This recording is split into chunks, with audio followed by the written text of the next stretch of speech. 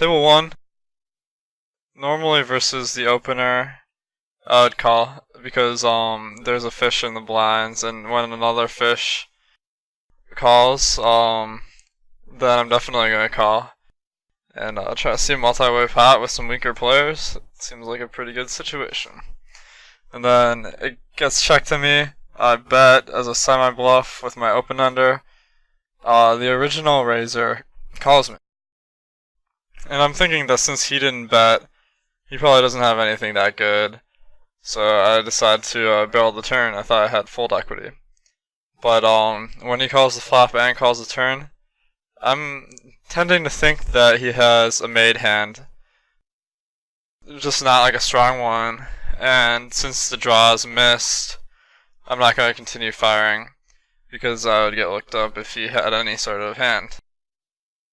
And I really lucked out because I had him beat with my high card of 10 high.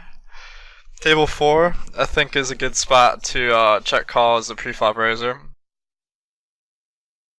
It's pretty similar to like if you weren't the raiser, why you would check call that hand. It has some good deceptive value.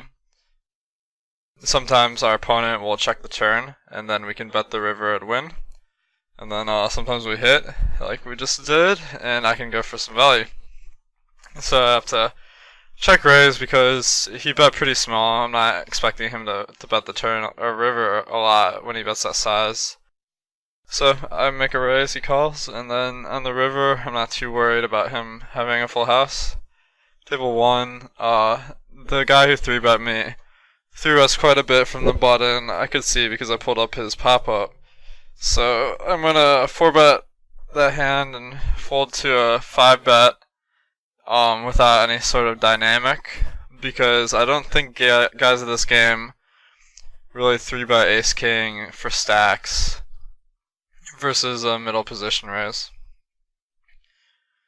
There might be some guys that do that, but it's not really the standard play. So when you call the 5-bet, you can lose some money because your equity just isn't good enough.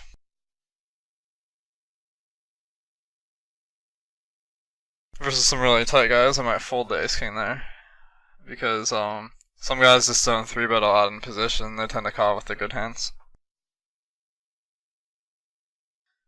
So, table 1, pretty easy open, and pretty easy fold to the 3-bet.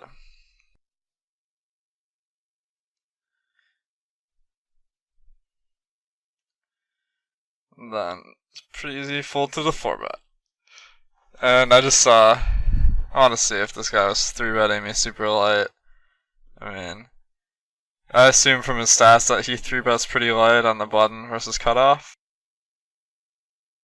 But still, I mean, I'm not going to defend super light because we're out of position. Table 4, you guys know what to do here. You know, just get as much money in the pot as you can, and if he did like raise or something, then I might slow down. I'll be sure to include my HUD stats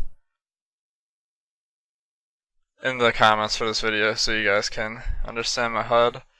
It's very complicated, and I just kind of started basic and worked my way up because I just needed more stats so I didn't have to look in the pop-ups all the time. Table 2, versus Learned Friend. I'm not really keen on 3-betting and playing for stacks versus that guy. Versus a looser mid-stacker, I probably would, because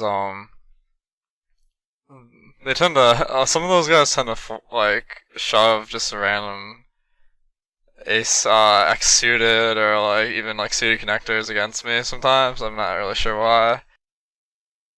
So if some of those guys open like 75% from the small blind, so if someone's opening like more than 50%, then I start stacking off with sevens.